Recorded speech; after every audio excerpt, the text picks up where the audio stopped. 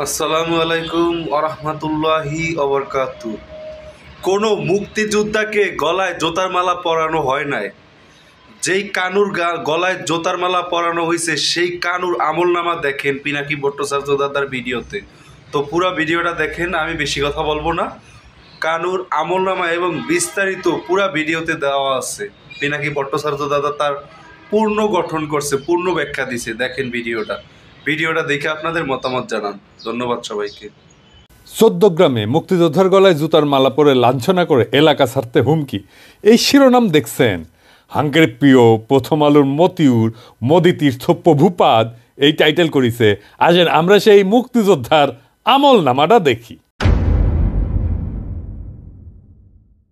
এই কানু শুধু বিএনপি জামাত না, আওয়ামী লীগেরও আতঙ্ক ছিল। আওয়ামী লীগ সরকার আমলে সেই কানু আর তার ছেলে বিপ্লব কেবল বিএনপি জামাত বা সাধারণ মানুষের জন্য না, আওয়ামী লীগের নিজেদের নেতাকর্মীদের জন্য ছিল মূর্তিমান আতঙ্ক।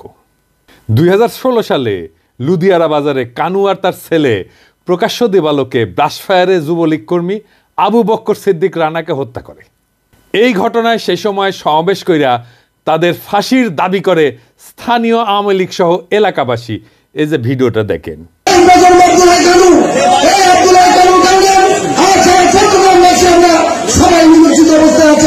আপনারা সবাই জানেন এই আব্দুল্লাহ কানু নিজেকে আওয়ামী লীগের প্রধানমন্ত্রী দাবি করেন, মূলত সে হল জামাত বিএনপির প্রেতাত্মা।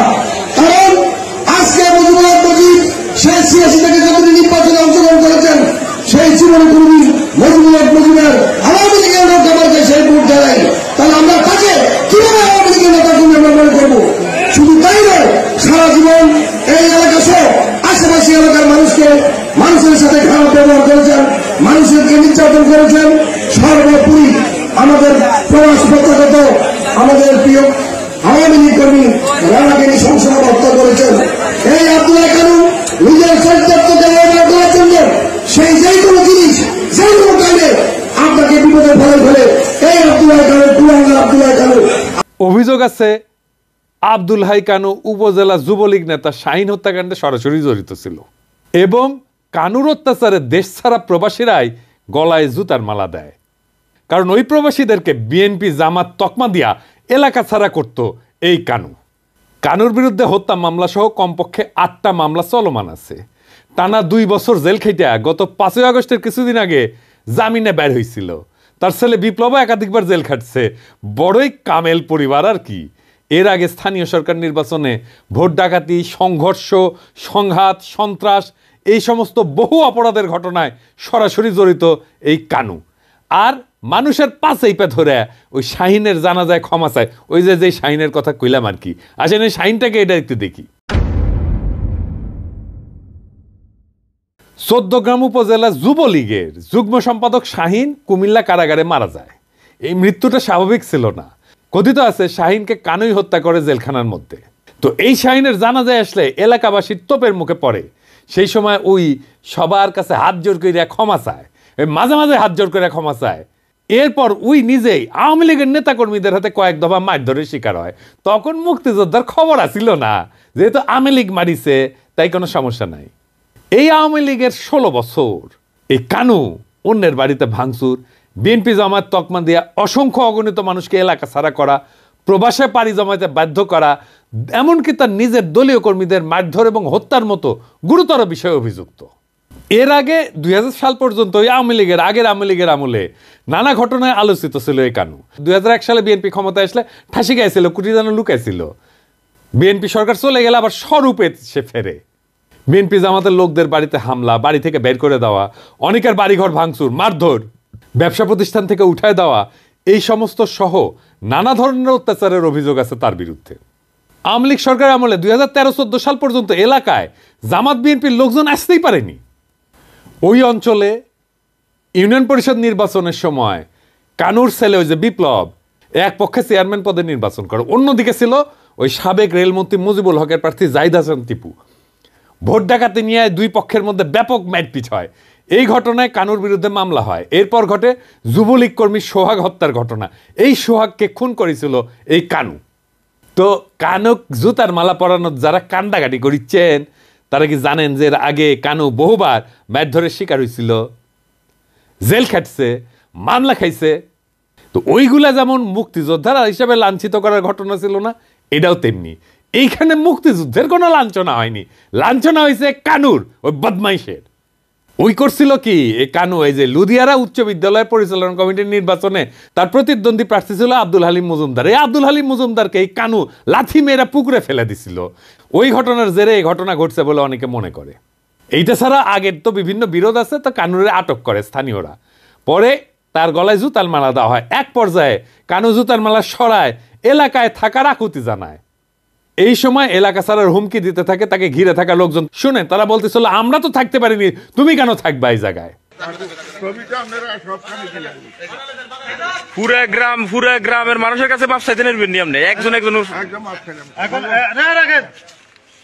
এখন আপনি এই এলাকা থেকে চলে যাবেন না? কোন দিন আমরা চলে যাব? কোন দিন?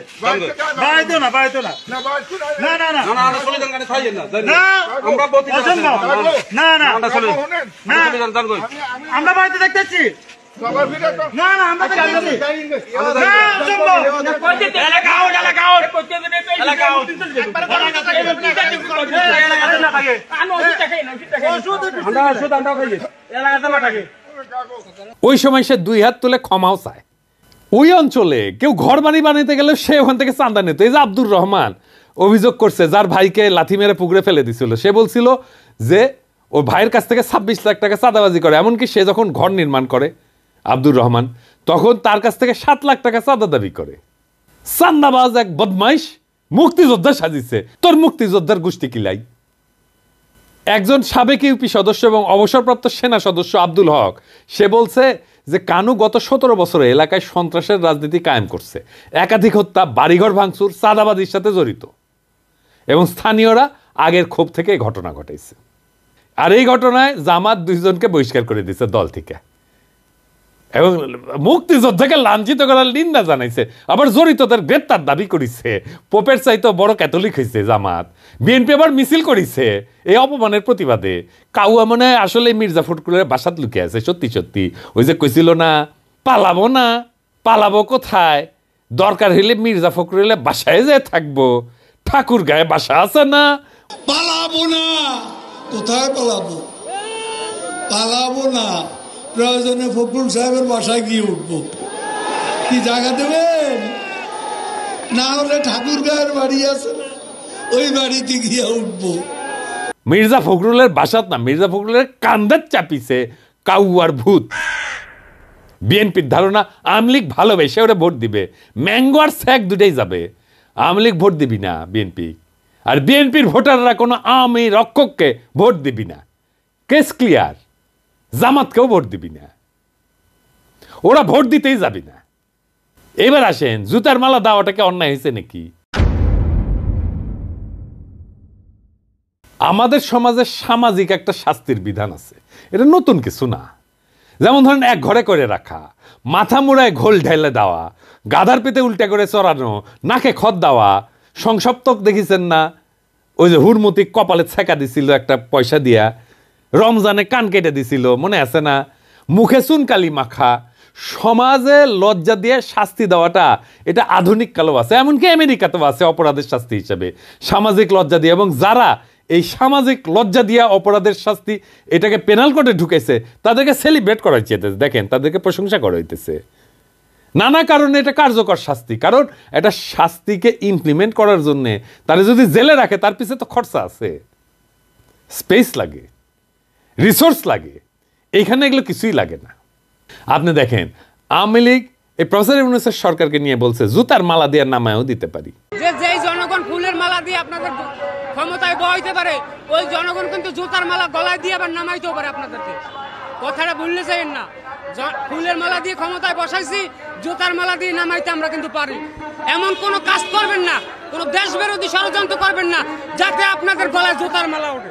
তো ওই আওয়ামী লীগ তো নিজেই জুতার মালা দিতে চাইছে প্রফেসর ইউনূস রে, তাই না? কিছুদিন আগে দেখেন ছাত্রলীগের নেতাকে জুতার মালা পরানো হয়েছে না? দেখেন ছবি জুতায় ঝুলাইছে। দেখেন শিক্ষককে জুতার মালা দেওয়ার ঘটনা, ধর্ষককে জুতার মালা দেওয়ার ঘটনা। এই আওয়ামী লীগের নিজের তীর্থভূমি টুঙ্গিপাড়া চোর সন্দেহে জুতার মালা দিচ্ছে, দেখেছেন? তো এই জুতার মালা দেওয়াটা কেন বিশেষ? যে মুক্তিযুদ্ধ করেছিল এক সময়, তাই ও আর কিছু কওয়া যাবি না, তাই না? হ্যাঁ, গত 15 বছর কি নিদারুণ অত্যাচার করছে আওয়ামী লীগ, কাউকে এলাকায় থাকতে দেয় নাই। এই সরকার ক্ষমতা নেওয়ার সময় কি বলেছিল? বিচার হবে সব অন্যায়ের, বলেছিল না? ইনসাফ করা হবে। করেন নাই কেন? সে যে এলাকা ছাড়া করছে লোকজনকে, তার বিচার করেন নাই কেন? আজকে প্রধান উপদেষ্টা যে ফাইল পাইরা উঠলো, বিবৃতি দিছে, তারপরে প্রধান উপদেষ্টা পেশ সচিব যে বিবৃতি দিছে, দেখেছেন? ফাল পেরে উঠছে। এই প্রফেসর ইউনূসকে কে ফাল পাড়াইলো? প্রেস সচিব পাড়াইছে, শফিক। বেশি সুশীল হয়েছে। আমি যদি ইনসাফ না পাই তাহলে আমি অবিচারের বদলা নেব, এইটাই ইনসাফ। যারাই বদমাইশটাকে জুতার মালা পড়াইছে তাদের অভিনন্দন জানাই। যারা জুতার মালা পড়াইছে তারা আওয়ামী লীগের আমলে এই কানুর কারণে এলাকায় থাকতে পারে নাই। তাদের নৈতিক অধিকার আছে সামাজিক বিচারের পদ্ধতি প্রয়োগ করার। সাবধান করে দিয়ে বলতে চাই, যারা জুতার মালা পড়াইছে ওদের কিছু বলা যাবে না, কোনো পুলিশে ঝামেলা করবেন না, গ্রেপ্তার ঢুকাই দেবো, গ্রেপ্তার। কোনো পুলিশে ঝামেলা করবেন না, যদি ওদের কিছু হয় 100টা জায়গায় জুতার মালা পড়াইতে বলে দেবো, সামলাইতে পারবেন না কলে। ভাইবা দেখেন সাইধাপ প্যারা নিতেছেন কিনা। খুনের মামলায় অভিযুক্ত বুইড়া সন্ত্রাসী খাটাস আজ মুক্তিযোদ্ধার ঢালের পিছে লুকায়, আর জামাত আর বিএনপি তার সম্মান রক্ষার নামে এই আওয়ামী লীগ রক্ষার নষ্ট রাজনীতি জনগণ না। যেই নতুন বাংলাদেশ উত্থিত হইতেছে, সেই নতুন বাংলাদেশের রাজনীতিতে আওয়ামী লীগের যেমন জায়গা নাই, তেমন আওয়ামী প্রেমিকদের জায়গা থাকবে না। সে যতই আমাদের এলাই হোক, আমাদের যতই একসাথে আন্দোলন সংগ্রাম করুক, তাদের সাথে আমাদের তালাক হইয়া যাবে। আওয়ামী লীগের প্রশ্নে আমরা আপোষহীন। ইনকিলাব জিন্দাবাদ।